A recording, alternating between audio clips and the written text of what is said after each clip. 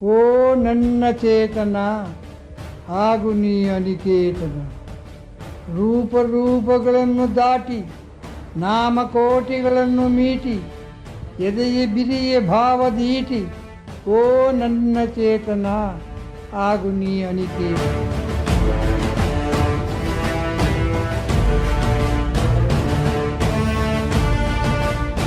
ಎಲ್ಲಾದರೂ ಇರು, ಎಂತಾದರೂ ಇರು, ಎಂದೆಂದಿಗೂ ನೀ ಕನ್ನಡವಾಗಿರು.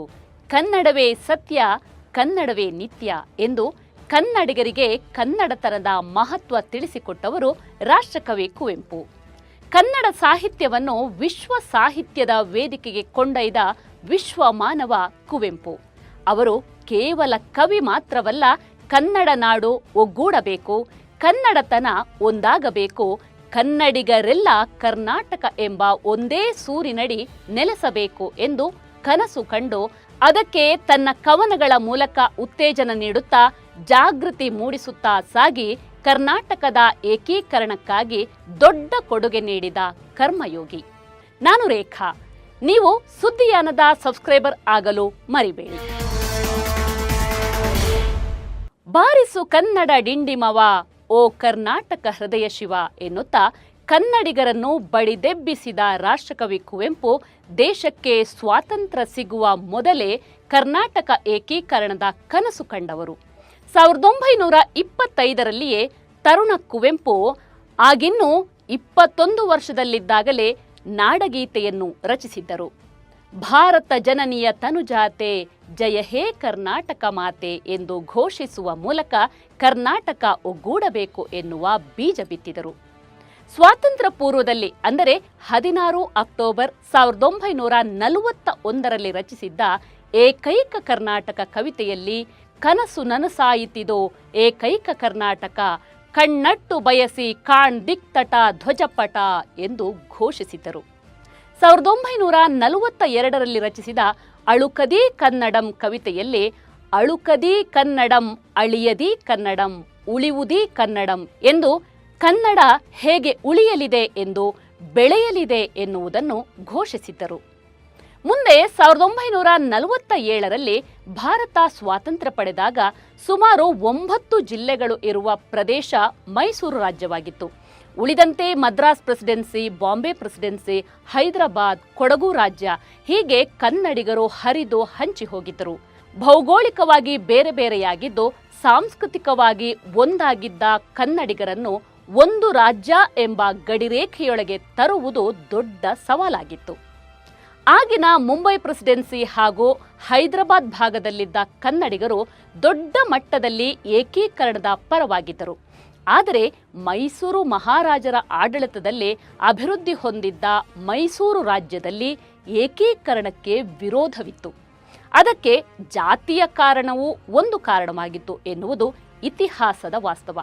ಆದರೆ ಆ ಎಲ್ಲಾ ಎಲ್ಲೆಗಳನ್ನು ಎಂದೋ ಮೀರಿದ್ದ ಕವಿ ಕುವೆಂಪು ಮತ್ತು ಸಮಾಜವಾದಿ ನಾಯಕ ಶಾಂತವೇರಿ ಗೋಪಾಲಗೌಡರು ಮಾತ್ರ ಅಖಂಡ ಕರ್ನಾಟಕದ ಪರವಾಗಿ ಧ್ವನಿ ಎತ್ತಿದ್ದರು. ಈ ಇಬ್ಬರೂ ಮಹನೀಯರು ಶಿವಮೊಗ್ಗ ಜಿಲ್ಲೆಯ ತೀರ್ಥಹಳ್ಳಿಯವರು ಎನ್ನುವುದು ವಿಶೇಷ. ಭಾರತ ಸ್ವಾತಂತ್ರ್ಯ ನಂತರ ಮೈಸೂರು ಸಂಸ್ಥಾನ ಭಾರತ ಸರ್ಕಾರದಲ್ಲಿ ವಿಲೀನವಾಗಿ ಮೈಸೂರು ರಾಜ್ಯಕ್ಕೆ ಕೆ.ಸಿ. ರೆಡ್ಡಿ ಮುಖ್ಯಮಂತ್ರಿಯಾಗಿದ್ದರು. ಆಗಲೇ ಏಕೀಕರಣದ ಧ್ವನಿಯು ಬಲ ಪಡೆಯತೊಡಗಿತ್ತು. ಮೈಸೂರು ವಿಶ್ವವಿದ್ಯಾಲಯದಲ್ಲಿ ಆಗ ಕಾರ್ಯನಿರ್ವಹಿಸುತ್ತಿದ್ದ ಬಿ.ಎಂ. ಶ್ರೀ ಮತ್ತು ಕುವೆಂಪು ನೇತೃತ್ವದಲ್ಲಿ ಏಕೀಕರಣದ ಪರ ಎತ್ತಿದ್ದ ಧ್ವನಿ ವಿರೋಧಿ ಬಣದವರನ್ನ ಕಂಗೆಡಿಸಿತ್ತು. 1949ರಲ್ಲಿ ಮೈಸೂರಿನ ಮಹಾರಾಜ ಕಾಲೇಜಿನಲ್ಲಿ ನಡೆದ ಕಾರ್ಯಕ್ರಮದಲ್ಲಿ ಕುವೆಂಪು ಕರ್ನಾಟಕ ಏಕೀಕರಣದ ಪರವಾಗಿ ಪ್ರಖರ ಭಾಷಣ ಮಾಡಿದ್ದರು.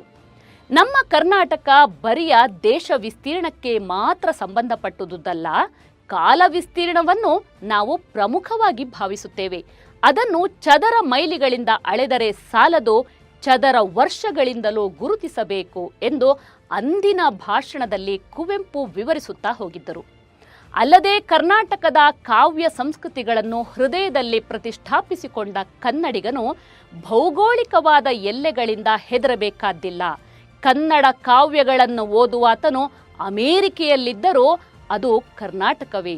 ಪಂಪನ ನೋದುವ ನಾಲೆಗೆ ಮಿಸಿಸಿಪಿ ಹೊಳೆಯ ನೀರನ್ನ ಈಂಟಿದರೂ ಅದು ಕಾವೇರಿಯೇ. ಕುಮಾರವ್ಯಾಸನ ನಾಲಿಪ ಕಿವಿ ಆಂಡೀಸ್ ಪರ್ವತವನ್ನು ಏರುತ್ತಿದ್ದರೂ ಅದು ಸಹ್ಯಾದ್ರಿಯೇ. ಕಾವೇರಿಯಿಂದ ಆ ಗೋದಾವರಿವರೆಮಿರ್ದ ನಾಡೋ ಎಂದು ನೃಪತುಂಗನು ಬಣ್ಣಿಸಿದ ಕರ್ನಾಟಕದ ನೆಲದ ಎಲ್ಲೆ ಇಂದು ಭೌಗೋಳಿಕವಾಗಿ ವ್ಯತ್ಯಸ್ತವಾಗಿರುವುದಕ್ಕಾಗಿ ನಾವು ಪರಿತಪಿಸುವುದು ಅನಾವಶ್ಯಕ. ಹೀಗೆ ಹೇಳುತ್ತಾ ಹೋಗಿದ್ದ ಕುವೆಂಪು ಅಂದೇ ಇನ್ನೂ ಒಂದು ಮಾತು ಹೇಳಿದ್ದರು. ಭೌಗೋಳಿಕವಾಗಿ ಕರ್ನಾಟಕ ರಾಜ್ಯ ಸ್ಥಾಪನೆಯಾಯಿತು ಎಂದು ನಾವು ಸಡಿಲ ಬಾಳಿಗರಾಗಿ ಸುಮ್ಮನಾದರೆ ರಾಜ್ಯ ಸ್ಥಾಪನೆಯ ಮೂಲೋದ್ದೇಶವೇ ವಿಫಲವಾಗುತ್ತದೆ ಎಂದು ಎಚ್ಚರಿಸಿದ್ದರು. ಕುವೆಂಪು ಅವರ ಇಂತಹ ತೀಕ್ಷ್ಣ ಮಾತು ಮೈಸೂರು ರಾಜ್ಯದಲ್ಲಿದ್ದ ಏಕೀಕರಣ ವಿರೋಧಿ ಬಣದವರನ್ನ ಕಂಗೆಡಿಸಿದ್ದವು. ಆಗ ಮುಖ್ಯಮಂತ್ರಿಯಾಗಿದ್ದ ಕೆ.ಸಿ. ರೆಡ್ಡಿಯವರ ಬಳಿಗೆ ಹೋಗಿ ಮೈಸೂರು ವಿಶ್ವವಿದ್ಯಾಲಯದ ಉಪನ್ಯಾಸಕರು ಈ ರೀತಿಯಾಗಿ ಮಾತನಾಡಿದರೆ ಹೇಗೆ ಎಂದು ಏಕೀಕರಣ ವಿರೋಧಿ ನಾಯಕರು ಪ್ರಶ್ನಿಸಿದರು. ಅಲ್ಲಿಗೆ ಕೆ.ಸಿ. ರೆಡ್ಡಿಯವರ ನೇತೃತ್ವದ ಮೈಸೂರು ಸರ್ಕಾರ ಕುವೆಂಪು ಅವರ ಧ್ವನಿಯನ್ನು ಅಡಗಿಸುವ ದುಸ್ಸಾಹಸಕ್ಕೆ ಕೈ ಹಾಕಿತು. ಕುವೆಂಪು ಅವರಿಗೆ ಎಚ್ಚರಿಕೆಯ ನೋಟಿಸ್ ಒಂದನ್ನು ನೀಡಿ ಕರ್ನಾಟಕ ಏಕೀಕರಣದ ಪರವಾಗಿ ಯಾವುದೇ ಹೇಳಿಕೆ ನೀಡಬಾರದು ಎಂದು ಎಚ್ಚರಿಕೆ ನೀಡಿತು. ಸರ್ಕಾರದ ನೋಟಿಸ್ ಕೈ ಸೇರುತ್ತಿದ್ದಂತೆ ಕೆರಳಿದ ಕುವೆಂಪು ಆ ನೋಟಿಸ್ಗೆ ಉತ್ತರ ಕೊಟ್ಟರೋ ಇಲ್ಲವೋ ಗೊತ್ತಿಲ್ಲ. ಯಾಕಂದ್ರೆ ಮುಂದೆ ಕೆಂಗಲ್ ಹನುಮಂತಯ್ಯ ಮುಖ್ಯಮಂತ್ರಿಯಾದಾಗ ಆ ನೋಟಿಸ್ ಹಿಂಪಡೆದಿದ್ದರು. ನೋಟಿಸ್ಗೆ ಸರ್ಕಾರಿ ಭಾಷೆಯಲ್ಲಿ ಉತ್ತರ ಕೊಡುವ ಮೊದಲು ಸಾಹಿತಿ ಕುವೆಂಪು ಕಾವ್ಯದ ದಾರಿಯಲ್ಲಿ ಉತ್ತರಿಸಿದ್ದರು.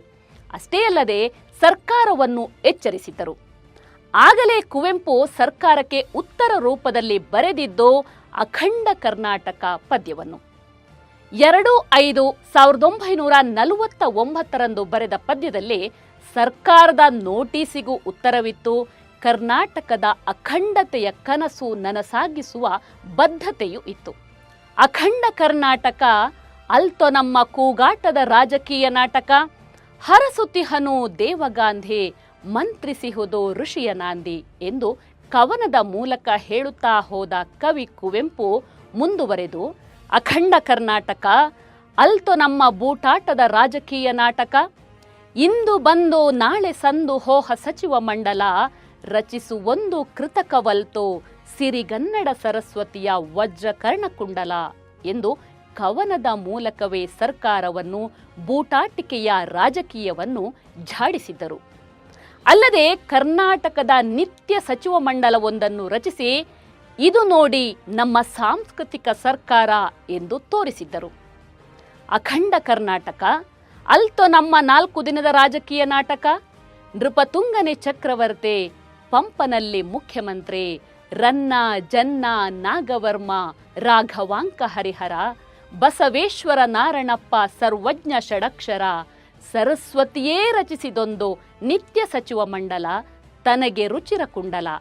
ಹೀಗೆ ಹೇಳಿದ ಕವಿ ಕರ್ನಾಟಕದ ಇತಿಹಾಸದಲ್ಲಿ ಸಂದು ಹೋದ ಮಹನೀಯರನ್ನು ಎಲ್ಲ ಸೇರಿಸಿ ಆ ಮಹೋನ್ನತ ವ್ಯಕ್ತಿತ್ವಗಳು ಇದ್ದ ನಿತ್ಯ ಸಚಿವ ಮಂಡಲ ರಚಿಸಿ ರಾಜ್ಯದ ಅಖಂಡತೆಯ ಉದ್ದೇಶವನ್ನು ಸಾರಿ ಹೇಳಿದರು. ಮೆಳ್ಳಗಣ್ಣ ಕಾಣೆ ನೀನು ಹೇಳು ತಪ್ಪು ನನ್ನದೇನು, ಕರ್ನಾಟಕ ಎಂಬುದೇನು ಹೆಸರೇ ಬರಿಯ ಮಣ್ಣಿಗೆ, ಮಂತ್ರ ಕಣ, ಶಕ್ತಿ ಕಣ, ತಾಯಿ ಕಣ, ದೇವಿ ಕಣ, ಬೆಂಕಿ ಕಣ, ಸಿಡಿಲು ಕಣ, ಕಾವ ಕೊಲುವ ಒಲವ ಬಲವ ಪಡೆದ ಛಲದ ಚಂಡಿ ಕಣ ಎಂದು ಕರ್ನಾಟಕದ ಸಾರ್ವಭೌಮತ್ವವನ್ನು ಸಾರಿ ಹೇಳಿದ್ದರು. ಕರ್ನಾಟಕವೆಂಬುದು ಕೇವಲ ಮಣ್ಣಲ್ಲ, ರಾಜ್ಯವೆಂದರೆ ಕೇವಲ ಗಡಿಯೊಳಗೆ ಸೀಮಿತವಾದುದಲ್ಲ. ಇದು ಮಂತ್ರ ಕಣ, ಶಕ್ತಿ ಕಣ, ತಾಯಿ ಕಣ, ದೇವಿ ಕಣ, ಬೆಂಕಿ ಕಣ, ಸಿಡಿಲು ಕಣ ಎಂದು ಎಚ್ಚರಿಸಿ ಏಕೀಕರಣ ವಿರೋಧಿಗಳಿಗೆ ಕಠಿಣ ಉತ್ತರ ಕೊಟ್ಟಿದ್ದರು. ಆದರೆ ಕುವೆಂಪು ಅವರ ಕವಿತೆ ಓದಿದ ಮೇಲೆ ಮೊದಲು ಕೆ.ಸಿ. ರೆಡ್ಡಿಯವರಿಗೆ ದೂರು ನೀಡಿದ್ದ ನಾಯಕರೊಬ್ಬರು, ನೋಡಿ ಇದೇನು ಹೀಗೆಲ್ಲ ಬರೆದಿದ್ದಾರೆ, ಇನ್ನು ಇವರನ್ನು ಬಿಡಬಾರದು, ಮತ್ತೊಂದು ನೋಟಿಸ್ ಕೊಡಿ ಅಂತೆಲ್ಲ ಹೇಳಿದ್ದರಂತೆ. ಆದರೆ ಆಗಿನ ಮುಖ್ಯಮಂತ್ರಿ ಕೆ.ಸಿ. ರೆಡ್ಡಿ ಜಾಗೃತರಾಗಿ, ಮೊದಲ ನೋಟಿಸ್ಗೆ ಒಂದು ಕವನ ಬರೆದಿದ್ದಾರೆ, ಇನ್ನೊಂದು ಕೊಟ್ಟರೆ ಕಾವ್ಯ ರಚಿಸಿ ಬಿಟ್ಟಾರು, ಸುಮ್ನಿರಿ ಎಂದಿದ್ರಂತೆ. ಹಾಗಿದ್ದರೂ ನೆಲಕ್ಕೆ ಬಿದ್ದರೂ ಮೀಸೆ ಮಣ್ಣಾಗಲಿಲ್ಲ ಎನ್ನುವ ರಾಜಕಾರಣಿಗಳು ಮಾತ್ರ ಸುಮ್ಮನಿರಲಿಲ್ಲ. 1949ರಲ್ಲಿ ಮೈಸೂರಿನ ಪ್ರಜಾಪ್ರತಿನಿಧಿ ಸಭೆಯಲ್ಲಿ ಏಕೀಕರಣಕ್ಕೆ ಇದು ಸಕಾಲವಲ್ಲ ಎಂಬ ನಿರ್ಣಯ ಅಂಗೀಕರಿಸುತ್ತಾರೆ. ರಾಜಕೀಯವಾಗಿ ಸರ್ಕಾರ ನೀಡಿದ್ದ ಪ್ರತಿಕ್ರಿಯೆಗೆ ಕುವೆಂಪು ಸಾಂಸ್ಕೃತಿಕವಾಗಿ 1/11/1949 ಕರ್ನಾಟಕ ಮಂತ್ರದೀಕ್ಷೆ ಎಂಬ ಕವಿತೆಯ ಮೂಲಕ ಪ್ರತಿಕ್ರಿಯಿಸುತ್ತಾರೆ. ದೀಕ್ಷೆಯ ತೊಡು ಇಂದೆ ಕಂಕಣ ಕಟ್ಟಿಂದೆ ಕನ್ನಡ ನಾಡೊಂದೇ ಇನ್ನೆಂದೂ ತಾನೊಂದೇ ಎಂದು ಮಂತ್ರದೀಕ್ಷೆ ಬೋಧಿಸಿಯೇ ಬಿಡುತ್ತಾರೆ. ಈ ಮೂಲಕ ಕರ್ನಾಟಕ ಏಕೀಕರಣ ಆಗಲೇಬೇಕು ಎನ್ನುವುದನ್ನು ಸಾಹಿತ್ಯಿಕ ಚಳುವಳಿಯ ರೂಪದಲ್ಲಿಯೇ ಕುವೆಂಪು ಪಟ್ಟು ಬಿಡದೆ ಮುಂದುವರೆಸಿದ್ದರು. ಕುವೆಂಪು ಸೇರಿದಂತೆ ನಾಡಿನ ಅನೇಕ ಮಹನೀಯರ ನಿರಂತರ ಹೋರಾಟ ಮತ್ತು ನಾಡಿನ ಬಗೆಗಿದ್ದ ಬದ್ಧತೆಯ ಪರಿಣಾಮವಾಗಿ ಕೆಂಗಲ್ ಹನುಮಂತಯ್ಯನವರು ಪೂರ್ವಗ್ರಹ ಪೀಡಿತರಾಗದೆ ಜನಗಳ ಭಾವನೆಗೆ ಸ್ಪಂದಿಸಿದರು. ತಾವು ಮುಖ್ಯಮಂತ್ರಿಯಾಗಿದ್ದಾಗಲೇ ಅಂದರೆ 1956ರಲ್ಲೇ ಕರ್ನಾಟಕದ ಏಕೀಕರಣದ ಕನಸು ನನಸಾಗುವಂತೆ ಮಾಡಿದರು. ಕರ್ನಾಟಕದ ಏಕೀಕರಣವಾದಾಗ 1/11/1956 ಕರ್ನಾಟಕ ರಾಜ್ಯೋದಯ ಶ್ರೀಗೀತೆಯನ್ನು ಬರೆದು, ಓ ತಾಯಿ ಭಾರತೀಯೇ ನಿನ್ನ ಮಗಳನ್ನು ಹರಸು, ವರುಷ 9ರಾಚೆಯಲ್ಲಿ ಬಂಧ ಮುಕ್ತಳಾದಂದು ನೀ ಕಂಡ ಕನಸು ಎಂದು ಭಾರತ ಮಾತೆಯನ್ನು ಕರೆಯುತ್ತಲೇ ನಾಡಿನ ಇತಿಹಾಸವನ್ನು ಆ ಕವನದಲ್ಲಿ ಸಾರಿದ್ದರು. ಏಕೀಕರಣದ ಕನಸು ಕೇವಲ 9 ವರ್ಷದ್ದು ಮಾತ್ರವಲ್ಲದೆ ಸಾವಿರಾರು ವರ್ಷಗಳ ಕನಸೆಂದು ಉದ್ಘರಿಸಿದ್ದರು.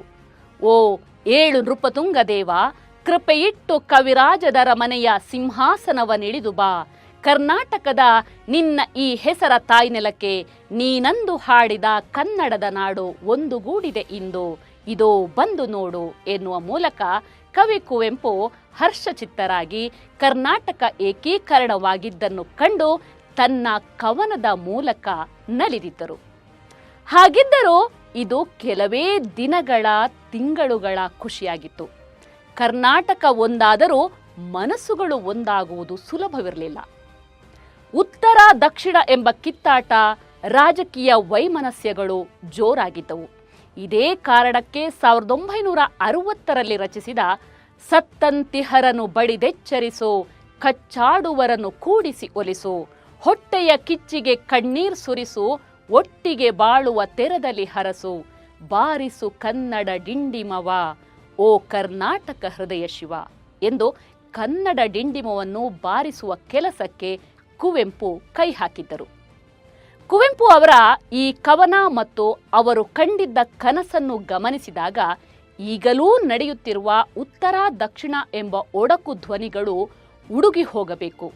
ನಾಡಿನ ಏಕೀಕರಣದ ನಿಜವಾದ ಅರ್ಥವನ್ನ ತಿಳಿದು ಸಾಗಬೇಕು. ಒಗ್ಗೂಡಿದ ಕನ್ನಡಿಗರಿಂದ ಮಾತ್ರ ಸಮೃದ್ಧ ಕರ್ನಾಟಕ ನಿರ್ಮಾಣ ಸಾಧ್ಯ. ನಾಡು ಕಟ್ಟಿದ ಇನ್ನೋರ್ವ ಮಹನೀಯರನ್ನು ಇನ್ನೊಂದು ಎಪಿಸೋಡ್ನಲ್ಲಿ ವಿವರಿಸುತ್ತೇನೆ. ನಮಸ್ಕಾರ.